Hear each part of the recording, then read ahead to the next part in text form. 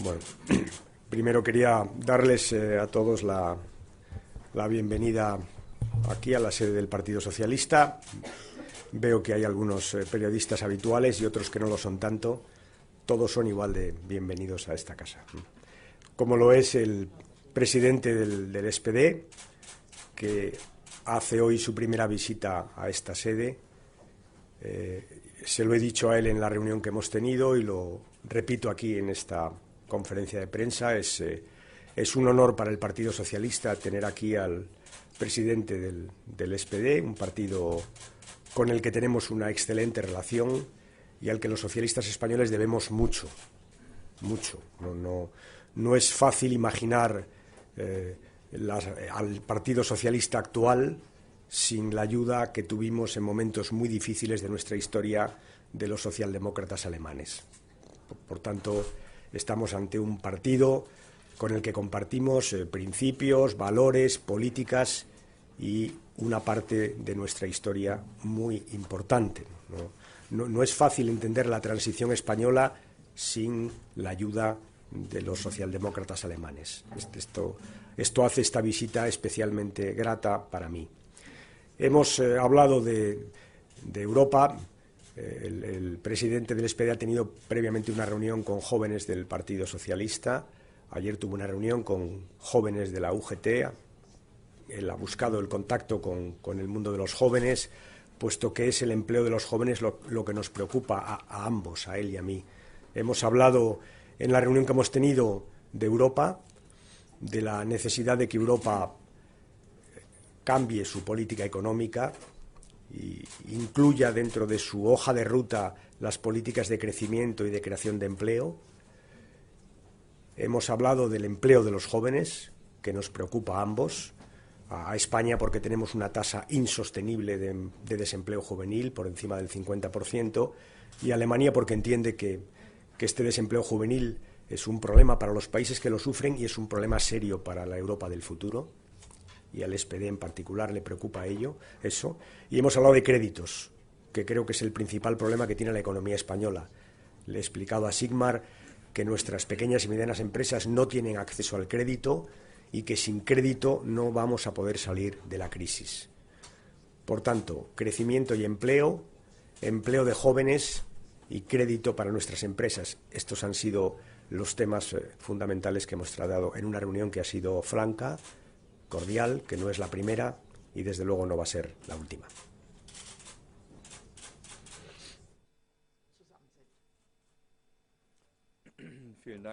Sí, muchísimas gracias, Alfredo, señoras y señores. No es la primera vez que nos vemos.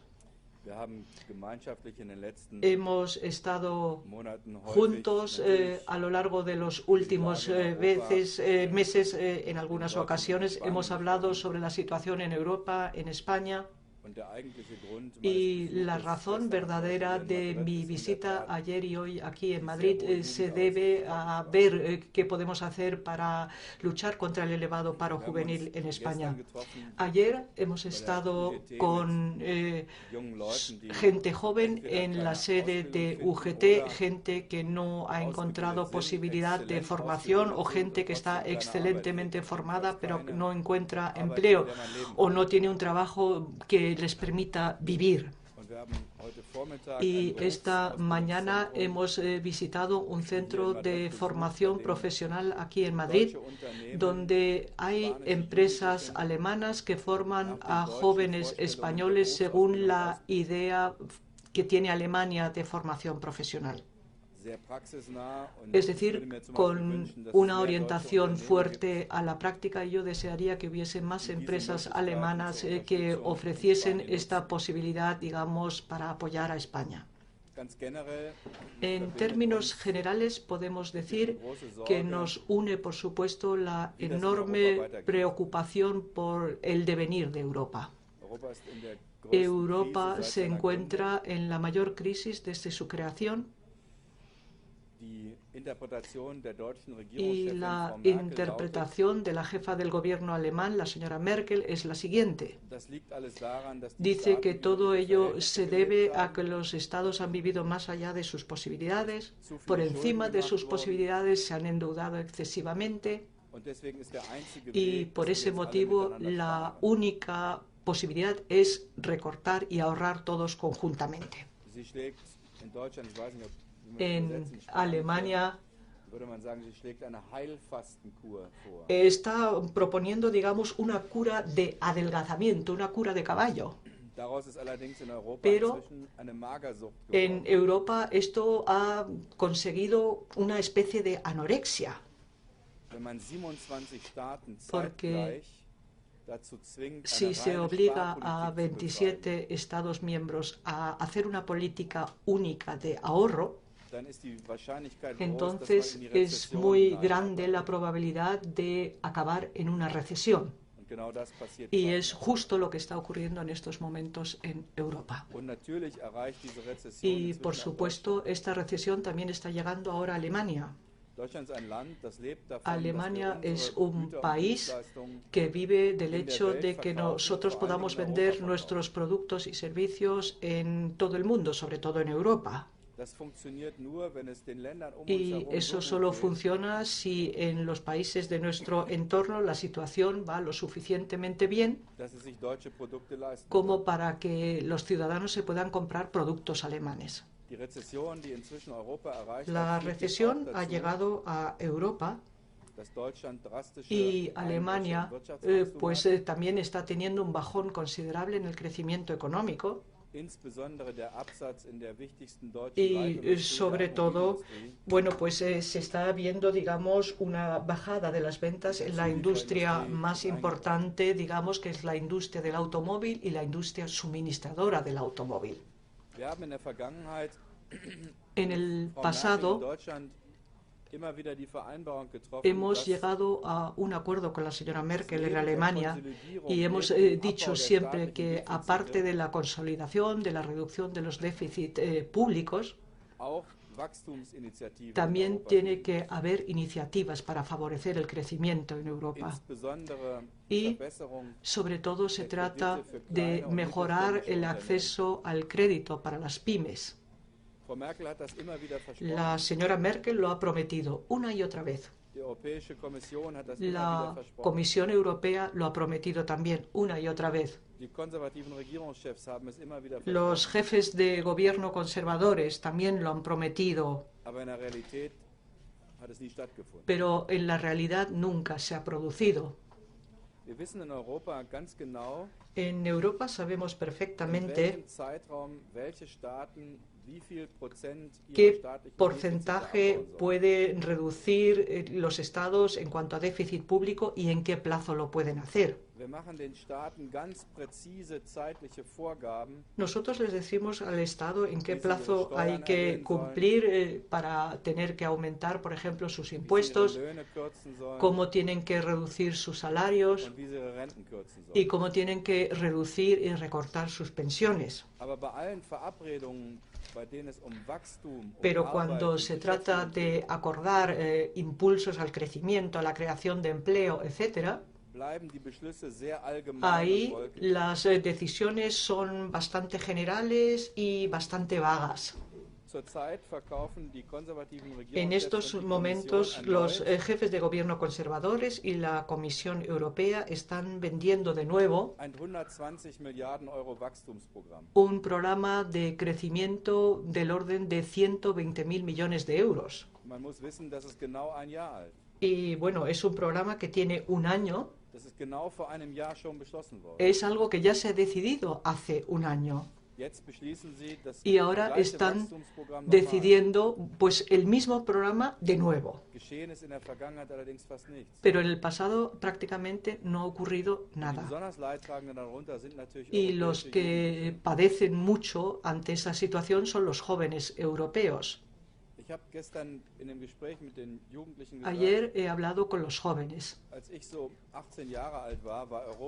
y yo les dije que cuando yo tenía 18 años, Europa para mí era un auténtico faro de esperanza. Pero para muchos jóvenes hoy en día Europa supone una amenaza. Es la misma gente joven que pretendemos que sigan construyendo Europa en el futuro, porque su experiencia vital es que Europa no les aporta nada a la hora de intentar conseguir una vida propia. Y si es así, bueno, pues no tendrán ningún interés en este proyecto europeo. Y por eso nosotros pensamos que la lucha contra el paro juvenil tiene que ser un importante foco a la hora de hacer política económica. A lo largo de los últimos meses hemos creado paquetes de rescate para los bancos europeos. Y estamos hablando de 700.000 millones de euros. Y ahora los jefes de gobierno y de Estado están intentando diseñar un programa para luchar contra el desempleo juvenil. Y hablan de 6.000 millones de euros. 6.000 millones de euros en 7 años. Es decir, 700.000 millones para salvar la banca y 6.000 millones de euros para luchar contra el desempleo juvenil. Y creo que esto es un auténtico escándalo, porque estamos hablando aquí de dosis homeopáticas para luchar contra el paro juvenil. Y por eso tendremos que hacer lo posible para, bueno, pues abordar este asunto en el Consejo Europeo de junio, en la cumbre que se celebrará en julio en Berlín. Tendremos que aumentar la presión, porque tenemos que presionar para que se haga más en favor de la lucha contra el paro juvenil. Y Alemania, digamos, no solo puede aportar dinero, sino también puede aportar su experiencia con una forma concreta de formación profesional. Y por eso resulta tan importante el proyecto en Madrid. Es interesante porque podría ser un modelo. Podría ser un modelo también para intentar que las empresas alemanas pues aporten algo en la formación profesional de jóvenes españoles. No puede ser que Alemania lo único que ofrezca sea decir que la gente joven española deje su patria y se vaya a trabajar a Alemania. No tengo nada que objetar a que los jóvenes españoles trabajen y vivan en Alemania, pero no puede ser la única respuesta.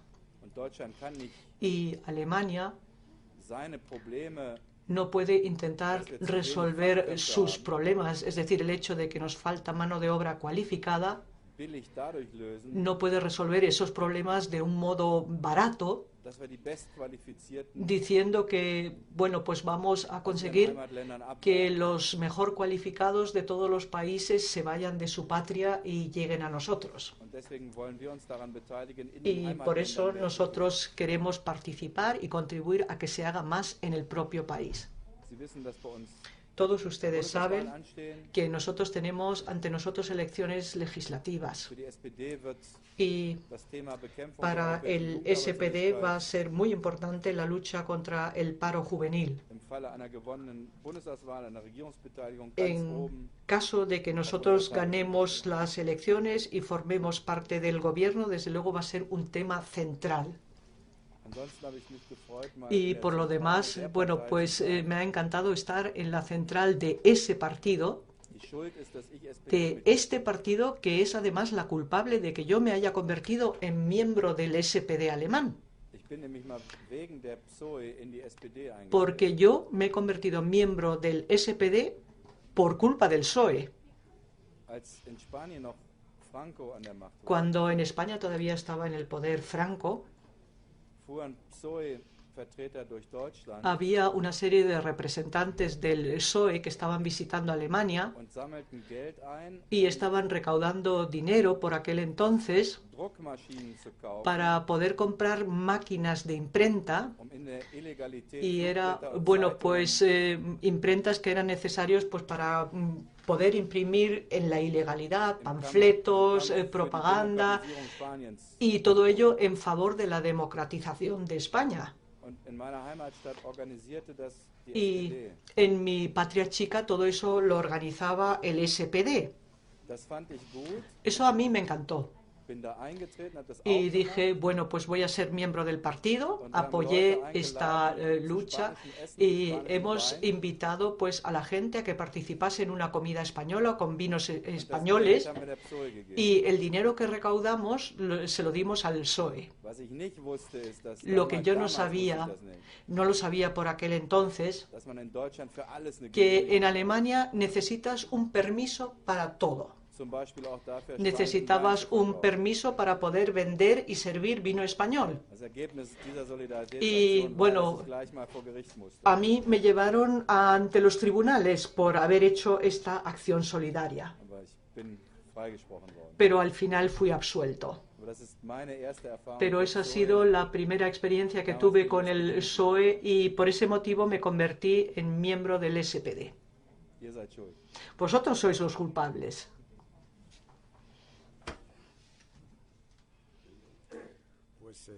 Si les parece, perdón, empezamos la conferencia de prensa.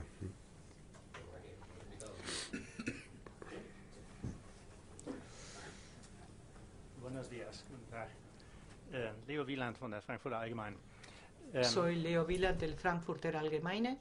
Gabriel, aus Ihrer Sicht, wenn Sie jetzt Señor Gabriel, cuando usted mira hacia atrás a los años de la crisis financiera, podemos decir que la canciller federal alemana ha hecho todo mal a la hora de, digamos, analizar el comportamiento de España. Lo ha hecho bien, y en muchos casos se le echa la culpa, digamos, de problemas que han surgido en países, pero problemas que no los ha provocado ella.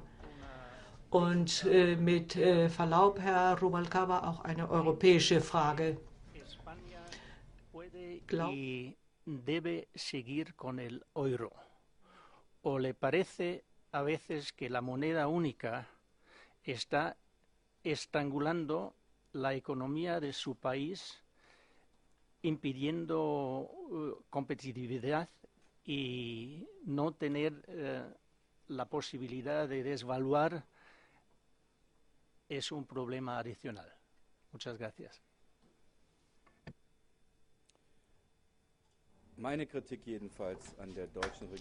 Mi crítica frente al gobierno alemán se refiere a su gestión de la crisis, la estrategia que ha tenido en la eurocrisis.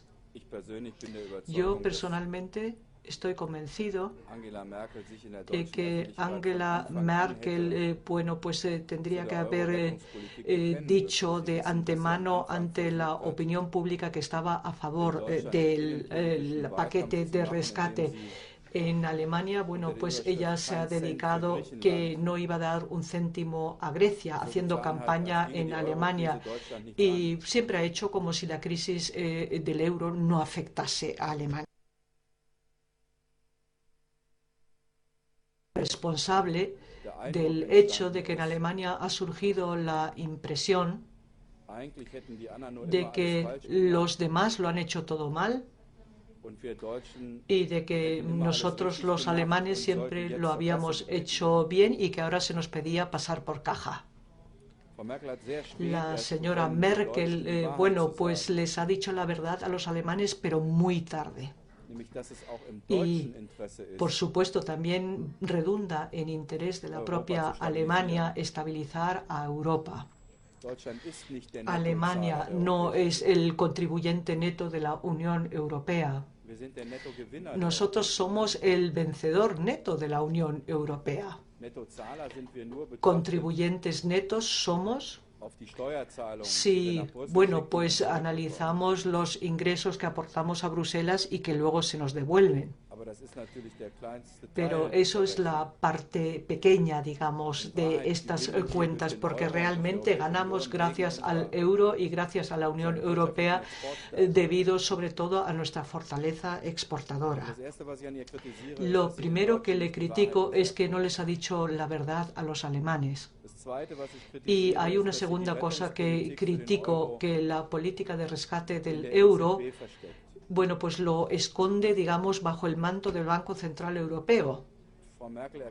La señora Merkel dice que está en contra de una responsabilidad comunitaria en Europa, pero ya tenemos esa responsabilidad en Europa a través del Banco Central Europeo.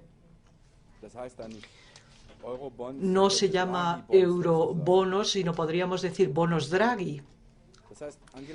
Es decir, que Angela Merkel les está dando una imagen errónea a los alemanes de Europa.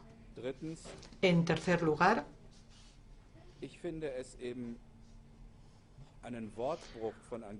yo creo que Alemania ha roto con su palabra en la política alemana, porque no ha cumplido con las dos partes del acuerdo. Hemos dicho consolidación, reducción del endeudamiento, pero al mismo tiempo hemos dicho hay que invertir, porque así hemos salido nosotros los alemanes de la crisis. Y esa segunda parte la ha prometido, pero esa segunda parte no la ha cumplido del mismo modo y no ha intentado, digamos, regular con la misma dureza a los bancos. No ha luchado por conseguir un impuesto sobre las transacciones financieras. Evitar también, digamos, la huida fiscal de Europa, el hecho de que se evada el dinero. Porque así tendríamos dinero para invertir en crecimiento, porque no podemos financiar la inversión de nuevo con endeudamiento. Las iniciativas de crecimiento en Europa se tienen que financiar sin recurrir a nuevo endeudamiento. Y para ello hay que, bueno, pues imponer un impuesto a las transacciones financieras en Europa y hay que luchar contra el dumping fiscal. Estos son mis críticas a la política de gobierno de Angela Merkel. Angela Merkel no es responsable de los errores que se han cometido en Estados miembros de la Unión Europea. Angela Merkel no es la responsable del nepotismo de los partidos en Grecia. Angela Merkel tampoco es la responsable por el hecho de que Chipre ha creado un sistema bancario basado en dinero negro. Y Angela Merkel tampoco es la responsable de la burbuja inmobiliaria de España. No es la responsable de los errores que se han cometido en los Estados miembros europeos. Pero su gestión anticrisis ha fracasado. Merkel ha dicho que su política va a hacer que se reduzca el endeudamiento. En 3 años, bueno, pues podemos decir que el endeudamiento ha subido en Europa en 1,3 billones de euros.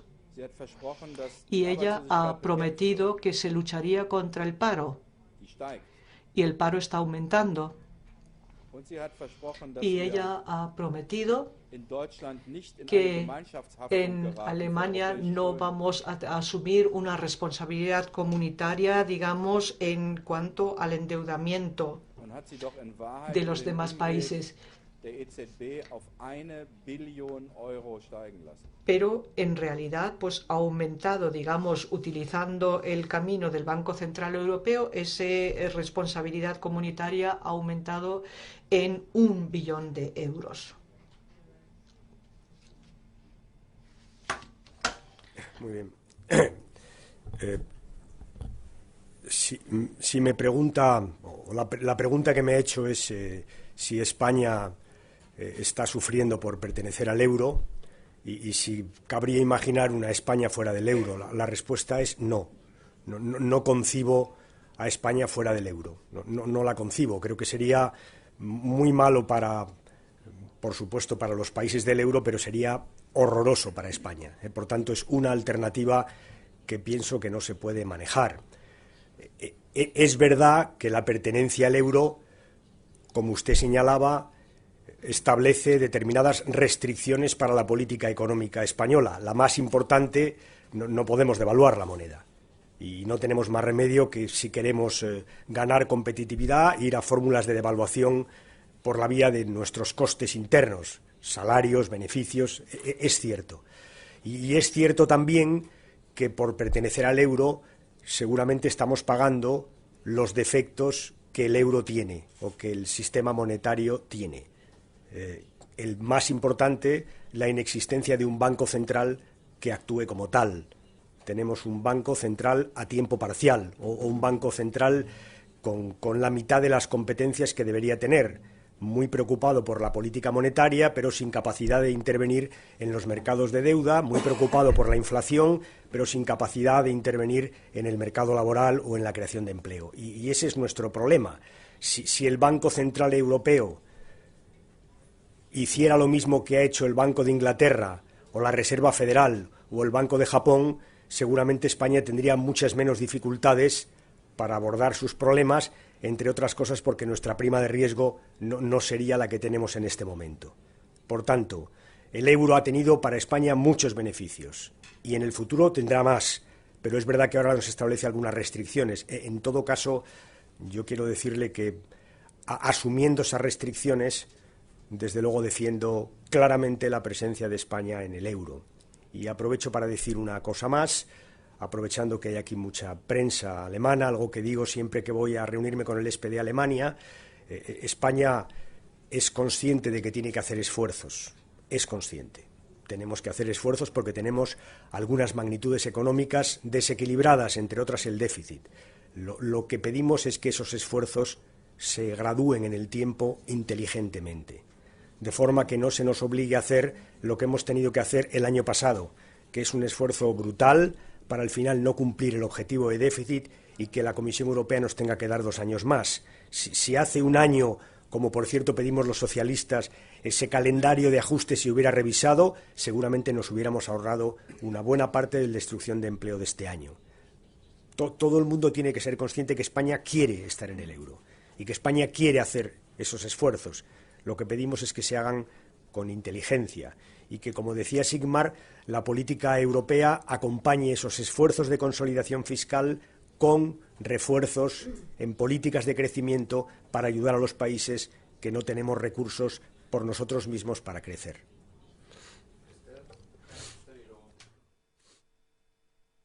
Buenos días, soy Esther Palomera del diario La Razón. Antes decía usted que la canciller Merkel en ocasiones ha dado la impresión de que Alemania había hecho bien siempre las cosas y el resto de Europa nos habían faltado deberes. Sin embargo, hay un asunto del que no habla con demasiada frecuencia, que es la situación de la banca alemana. Aquí a España empiezan a llegar noticias de una situación, digamos, más o menos precaria de la situación financiera de Alemania. Me gustaría saber si el SPD considera que la oposición de la canciller Merkel al supervisor único europeo tiene que ver con la situación por la que atraviesa el sistema financiero alemán y que podría tener algunos déficits como los que hemos tenido en el sistema financiero español. En segundo lugar, me gustaría saber qué opinión tiene el SPD de ese Partido Socialista en el que usted se inspiró para afiliarse al SPD después de la debacle electoral que sufrió en noviembre de 2011. Y también me gustaría saber cómo ven a este Partido Socialista los socialdemócratas europeos, incluido al secretario general del Partido Socialista que tiene en este momento. Gracias.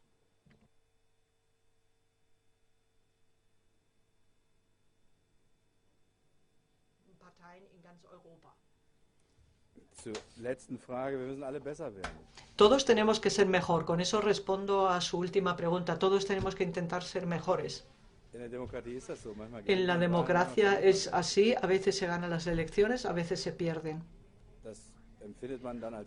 Y eso es doloroso cuando uno pierde, pero en principio es bueno. Porque eso tiene que ser un estímulo para ser mejor la próxima vez. Y cuando pierdes las elecciones, pues a veces te das cuenta de que, bueno, pues con eso no te sientes como especialmente elegido, sino te das cuenta de dónde estás. Eres una persona, digamos, que ha sido elegida, pero no una persona que ocupa, digamos, un estatus especial. Y eso es así en todo el mundo y es así en todos los partidos. Es decir, que tenemos que intentar ser mejores y eso lo aplicamos también a nosotros. En cuanto a la unión bancaria, Angela Merkel no tiene miedo a que sean controlados los bancos alemanes. En la unión bancaria hay otra cosa que le produce temor, porque ella ha firmado un acuerdo en el sentido de que cuando exista, digamos, una supervisión bancaria común, se pueda acudir a la recapitalización directa de los bancos en dificultades una vez que exista ese supervisor común. Y la misma noche que Angela Merkel había firmado eso en Bruselas, su propia coalición de conservadores y liberales en Alemania, ha decidido que la recapitalización directa, digamos, de los bancos a través del paquete de rescate tiene que quedar prohibida para siempre. Es decir, que Angela Merkel en su propia casa no tiene una mayoría para, digamos, cumplir con lo acordado en Bruselas.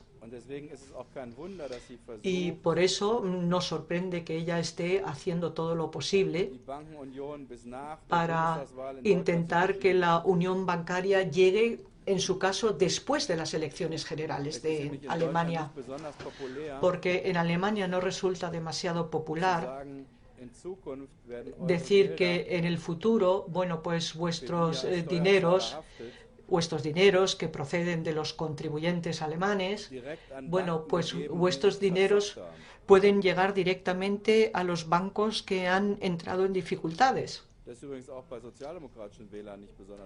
Y eso tampoco es algo que guste mucho ni es muy popular entre los electores socialdemócratas.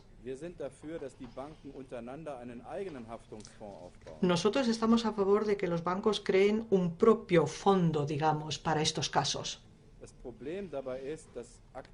Pero el problema es que en estos momentos los bancos ya están dando pocos créditos a las pequeñas y medianas empresas.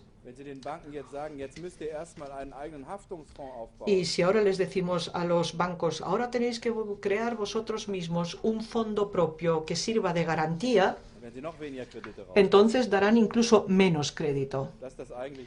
Y eso es el verdadero problema. Pero a mí me gustaría ver que cualquier banco europeo en el futuro tuviese un cartel que dijese en letras enormemente grandes: aquí es donde acaba la responsabilidad o la garantía del Estado. Yo creo que cualquier cliente que acuda a una filial bancaria sepa perfectamente que todo lo que estoy haciendo aquí en este banco es responsabilidad mía y no es responsabilidad de los contribuyentes, porque a la larga no se puede soportar esta situación, porque tenemos un sector hipertrofiado en Chipre. Que tengamos también una burbuja inmobiliaria en la banca alemana, o que haya una burbuja inmobiliaria en un banco español, y no es correcto que tenga que asumir la garantía y la responsabilidad el contribuyente francés, el contribuyente alemán o el contribuyente español, porque eso ya no tiene nada que ver con economía de mercado. La economía de mercado supone que la responsabilidad y el riesgo tiene que estar en una mano. Y en la banca sigue ocurriendo lo mismo hoy en día. Cuando todo va fenomenal, cuando hay beneficio, entonces los beneficios se privatizan. Pero cuando el asunto fracasa, entonces tiene que pagar el Estado. Y esto es socialismo o socializar pérdidas.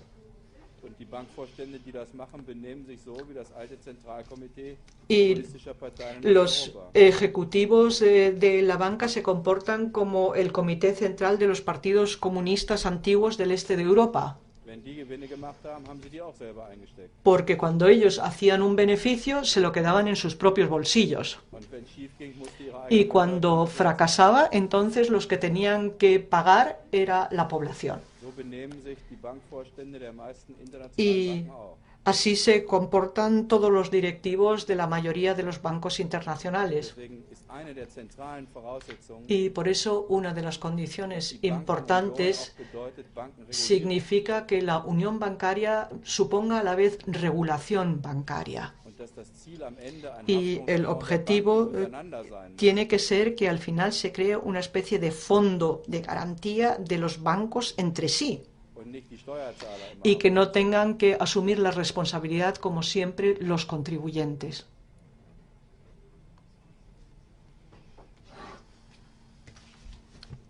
Hola, Thilo Schäfer de la revista La Marea y del diario Börsenzeitung.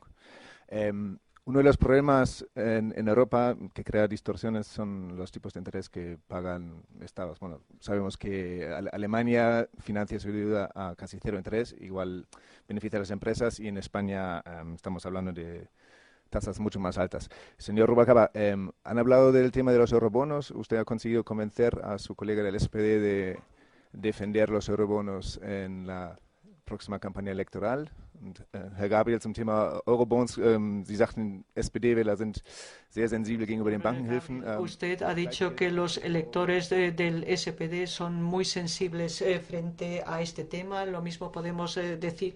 Se ha apagado el micrófono. De los eurobonos hoy hemos hablado del crédito y hemos hablado sobre todo del empleo de los jóvenes, básicamente. Hemos hablado también, he comentado la rueda de prensa de ayer del presidente del Banco Central Europeo, que no fue un prodigio de diplomacia económica y que ha conseguido que nuestras primas de riesgo, digo nuestras porque subieron todas, ayer tuvieran subidas importantes, no sé cómo están hoy, ¿no?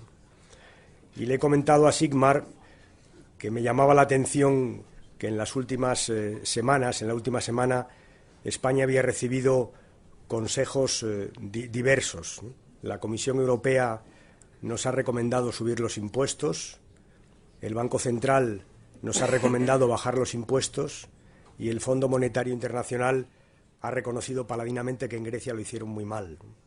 Tal parece como si la Troika tuviera algunas desavenencias, ¿no? Y probablemente las desavenencias se podían arreglar si cada uno hiciera lo que tiene que hacer. El Banco Central asegurarse de que su política monetaria llega a la economía real, es decir, que llega a las pequeñas y medianas empresas el crédito, y la Unión Europea, la Comisión Europea, buscar fórmulas para estimular el crecimiento y la creación de empleo. De eso es de lo que hemos hablado esencialmente.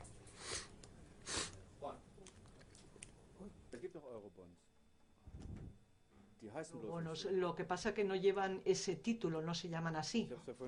Lo acabo de decir. Los podríamos llamar bonos Draghi o bonos Merkel. Porque cuando el Banco Central Europeo está comprando deuda soberana en el mercado secundario, entonces eso no es otra cosa que un eurobono.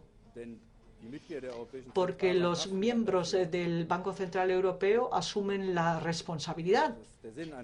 ¿Y cuál es el sentido de un eurobono? Justo ese. Diferentes estados de la eurozona pues se responsabilizan de la deuda. Y esto es lo que está haciendo el señor Draghi día a día. Y la señora Merkel puede vivir con esta situación porque no tiene que acudir al Parlamento y defender eso ante su propia coalición y no tiene que pedir el voto, digamos, de los parlamentarios. Dice, no, esto lo hace el señor Draghi y el señor Draghi es independiente. El Jens Weidmann, que es el presidente del Bundesbank alemán, protesta regularmente contra esta situación y utiliza un argumento que en mi opinión es correcto, porque dice que vosotros nos pasáis a nosotros, el Banco Central Europeo, una tarea para la que nosotros no tenemos legitimación democrática. Si lo queréis que nosotros lo hagamos, entonces los políticos tenéis que tener el coraje de asumir la responsabilidad. Es decir, vosotros sois los representantes elegidos del pueblo. Nosotros no, nosotros somos el Banco Central Europeo y ahí hay algo de cierto. Pero, para ser honestos, también tenemos que decir que el Tribunal Constitucional alemán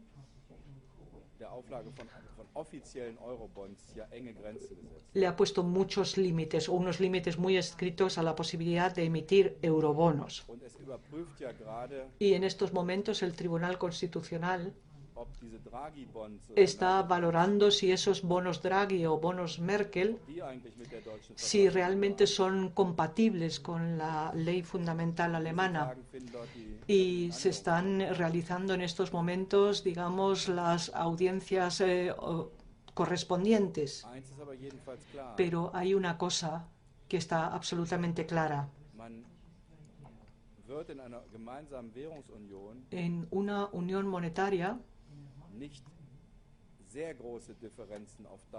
no se podrá tener grandes diferencias entre los tipos de interés. A la larga no es factible. Hace falta diferencias porque el tipo de interés también dice mucho sobre la solidez de los diferentes países. Pero si hay un país que paga un 0% de interés y los otros tienen que pagar 7, 8, 9%, y si el Banco Central Europeo les presta el dinero a los bancos europeos al 0,5% de tipo de interés, esos bancos, bueno, pues van a España, a Italia, compran bonos del Estado y los estados, bueno, pues tienen que pagar un 6%. Cuando los bancos se han financiado al 0,5%, pues no tiene uno que haber estudiado economía para saber que eso es una auténtica locura. Y por eso, bueno, pues hay que intentar, digamos, reducir los diferenciales. En Alemania la situación es desde luego, bueno, pues bastante buena porque nos permite invertir en Europa, porque lo que nosotros nos ahorramos en interés lo podemos colocar e invertir, por ejemplo, en la lucha contra el paro juvenil en Europa.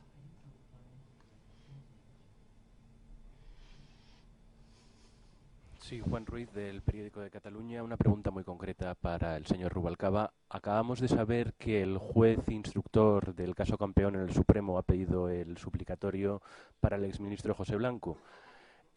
Quería preguntarle si sigue poniendo la mano en el fuego como sostuvo durante la última campaña electoral. Gracias. Sí. Sí.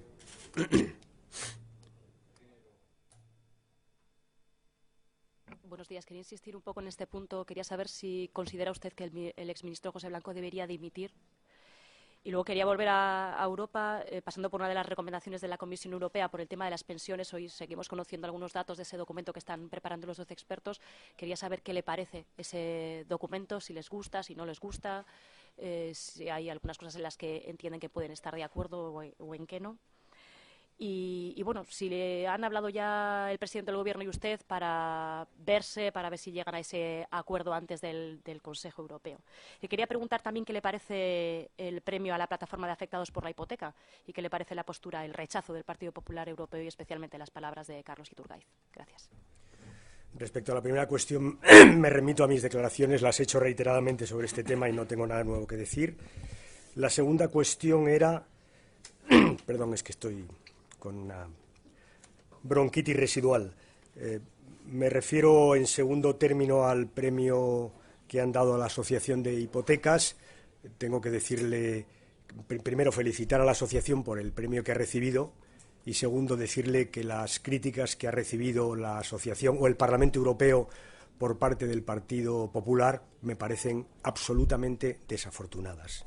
Es la segunda vez que el Partido Popular hace comparaciones que no se deben establecer y, por tanto, creo que han estado una vez más muy desafortunados en relación con un premio que ha dado el Parlamento Europeo a una asociación española y por el que debíamos felicitarle. Me ha hablado de las reuniones con el señor Rajoy. Vamos a hablar, el señor Rajoy y yo, con toda seguridad. Vamos a hacerlo antes del Consejo Europeo, porque tenemos la voluntad de acordar la posición española y, por tanto, de que el presidente de Gobierno vaya con el apoyo de la mayoría de los grupos parlamentarios, ojalá de todos, desde luego del Grupo Parlamentario Socialista. De paso, le quiero decir que no se trata de establecer un acuerdo solo entre el Partido Popular o el Gobierno y el Partido Socialista, que vamos a tratar, lógicamente, de que el acuerdo llegue al mayor número de grupos de la Cámara. Tengo que decirle también que sigo pensando que el Consejo Europeo de finales de junio es muy importante. Sigmar Gabriel se ha referido antes a él, muy importante, y que en él, entre otros temas, se va a hablar de crédito, del cual hemos hablado aquí durante bastante rato en esta conferencia de prensa, y del plan de empleo de los jóvenes. Y, de paso, quiero resaltar la identidad de posiciones, porque habrán visto ustedes que muchas de las cosas que el presidente del SPD ha dicho aquí forman parte del discurso de los socialistas españoles, una vez detrás de otra, en el Parlamento cuando hablamos de estos temas. Y me ha hecho usted otra pregunta sobre... Vale. Bueno, voy a esperar a que el documento se apruebe, porque no lo conozco, no tengo más que las referencias de prensa. Ahora, en relación con el tema de las pensiones, sí le quiero decir una cosa que tampoco es nueva, porque me lo han oído ustedes decir en el Parlamento. En España hubo una reforma de pensiones, no hace 2 años, una reforma acordada entre el Gobierno, en aquel entonces socialista, los sindicatos y los empresarios.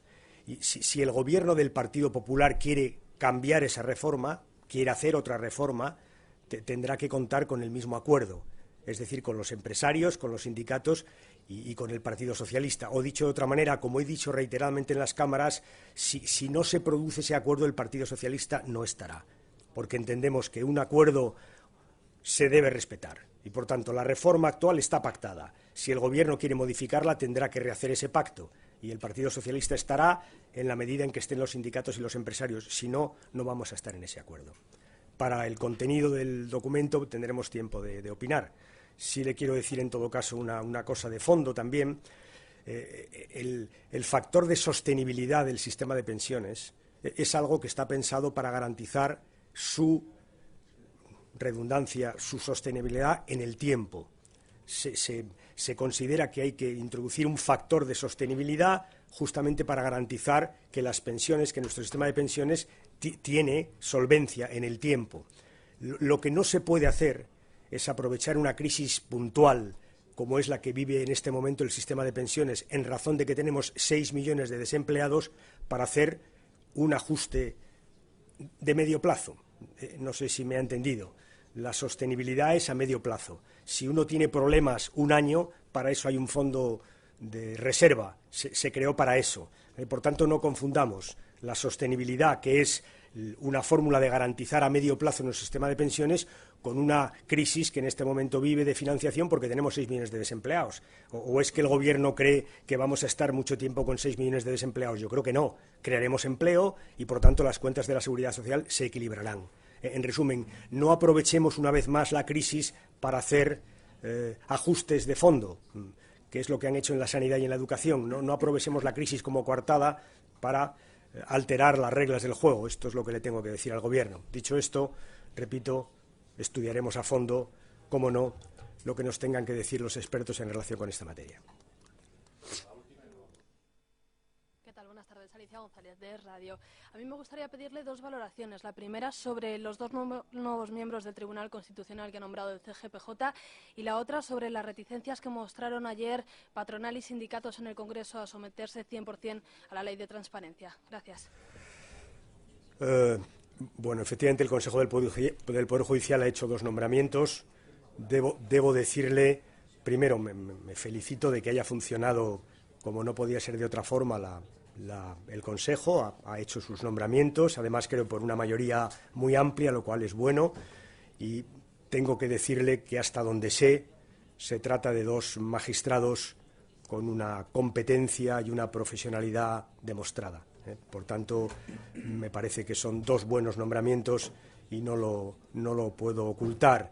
Y respecto a la segunda cuestión, no seguí la comparecencia ayer, me gustaría examinar con cuidado lo que dijeron. Sí quiero reiterar algo que ustedes conocen, que es la posición del Partido Socialista.